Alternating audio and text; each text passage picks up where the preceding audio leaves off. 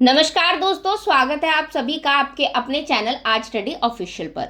तो दोस्तों, आज की इस वीडियो में हम बात करेंगे एक बेहद महत्वपूर्ण और संवेदनशील मुद्दे पर, जो कि है इजराइल और उसके दुश्मन देशों का संबंध। खास करके हम जानेंगे दोस्तों ईरान का आतंकवादी संगठनों जैसे कि हमास, हिजबुल्ला और औथी रेबल्स के साथ क्या कनेक्शन है और ये कैसे इजराइल के खिलाफ रणनीति बनाते हैं। ये मुद्दा सिर्फ मिडिल ईस्ट के लिए ही नहीं बल्कि वैश्विक सुरक्षा और राजनीति के लिए भी बहुत ज्यादा इंपॉर्टेंट है। तो दोस्तों, इस वीडियो में हम डिटेल से समझेंगे कि कैसे ईरान, जो कि एक प्रमुख शिया मुस्लिम देश है, सुन्नी और शिया आतंकवादी समूहों को समर्थन देकर अपनी विदेश नीति को आगे बढ़ा रहा है। और हम ये भी जानेंगे कि इजराइल और इन संगठनों के बीच तनाव कैसे बढ़ता है और इसका क्या परिणाम हो सकता है। चलिए सबसे पहले समझते हैं हमास का ईरान से संबंध। तो हमास एक सुन्नी इस्लामी संगठन है जो फिलिस्तीन के गाजा पट्टी पर एक्टिव है। इसका मकसद इजराइल को खत्म करके एक इस्लामी राज्य की स्थापना करना है। अब आप सोच रहे होंगे कि अगर ईरान एक शिया बहुल देश है तो वो सुन्नी संगठन हमास को क्यों समर्थन देता है। तो दरअसल दोस्तों, ईरान और हमास का संबंध एक रणनीतिक साझेदारी पर आधारित है। दोनों का मुख्य उद्देश्य एक है, इजराइल के खिलाफ लड़ाई। 1980 के दशक में जब हमास का उदय हुआ, ईरान ने इसे आर्थिक, राजनीतिक और सैन्य सहायता देनी शुरू की। ईरान ने हमास को रॉकेट, हथियार और धन मुहैया कराया ताकि वे इजराइल पर हमले कर सके। इसके पीछे ईरान की सोच ये थी कि अगर इजराइल कमजोर होता है तो पूरे मिडिल ईस्ट में ईरान की ताकत बढ़ेगी। चलिए अब बात करते हैं हिजबुल्ला की।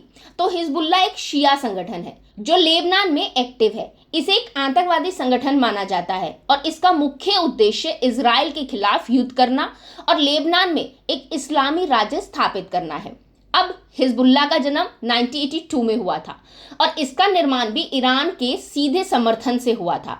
ईरान इस संगठन को पैसे, हथियार और प्रशिक्षण प्रदान करता है। हिजबुल्ला ने कई बार इजराइल के खिलाफ रॉकेट हमले और आतंकी हमले किए हैं और ये इजराइल के लिए बहुत बड़ा खतरा बना हुआ है। चलिए अब बात करते हैं यमन में सक्रिय हौथी रेबल्स की।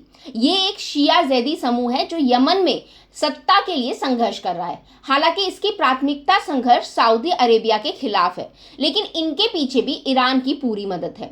ईरान इस समूह को हथियार और संसाधन मुहैया कराता है ताकि सऊदी अरेबिया और उसके सहयोगी देशों को कमजोर किया जा सके। अब हौथी रेबल ने भी इजराइल के खिलाफ अपनी शत्रुता को जाहिर किया है। ये संगठन भी ईरान के बड़े प्रभाव में है और यदि भविष्य में इजराइल के खिलाफ कोई बड़ा युद्ध होता है तो ये पॉसिबल है कि हौथी रेबल भी उसमें शामिल हो सकता है। अब बात करें दोस्तों ईरान के विदेश नीति की, तो ईरान की विदेश नीति का सबसे बड़ा हिस्सा है प्रॉक्सी वॉर। इसका मतलब ये है कि ईरान सीधे युद्ध में शामिल हुए बिना अन्य संगठनों और समूहों को समर्थन देकर अपने दुश्मनों के खिलाफ युद्ध लड़ता है। हमास, हिजबुल्ला और हौथी रेबल्स, ये तीनों संगठन ईरान के एक प्रॉक्सी युद्ध का हिस्सा है।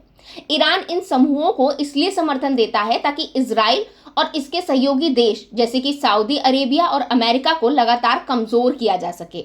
ईरान की यही रणनीति है कि उसे सीधे तौर पर युद्ध ना लड़ना पड़े, लेकिन उसकी समर्थित ताकतें इजराइल और अन्य दुश्मन देशों को नुकसान पहुंचाती रहे। अब सवाल जो उठता है दोस्तों वो ये है कि इजराइल के लिए ये सब कितना बड़ा खतरा है।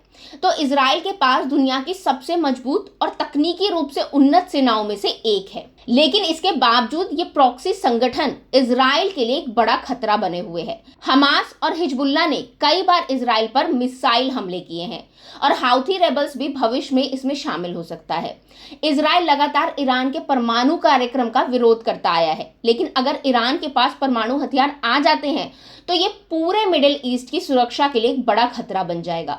इसी कारण इजराइल ने कई बार ईरान के सैन्य ठिकानों पर हवाई हमले भी किए हैं। अब दोस्तों, मुझे लगता है कि ये मामला सिर्फ इजराइल और ईरान के बीच नहीं है, बल्कि ये पूरे मिडिल ईस्ट और दुनिया की स्थिरता के लिए गंभीर चुनौती है।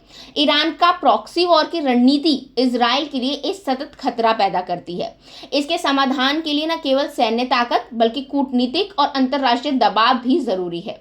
अगर ये संघर्ष यूं ही चलता रहा तो भविष्य में एक बड़े युद्ध का रूप ले सकता है जो वैश्विक शांति के लिए खतरा बन सकता है। तो दोस्तों, आज की इस वीडियो के लिए बस इतना ही। अगर आपको ये वीडियो पसंद आया हो तो इसे लाइक करें, शेयर करें, अपनी राय हमें कमेंट के जरिए जरूर बताएं। साथ ही चैनल को सब्सक्राइब करना बिल्कुल ना भूलें। Thank you.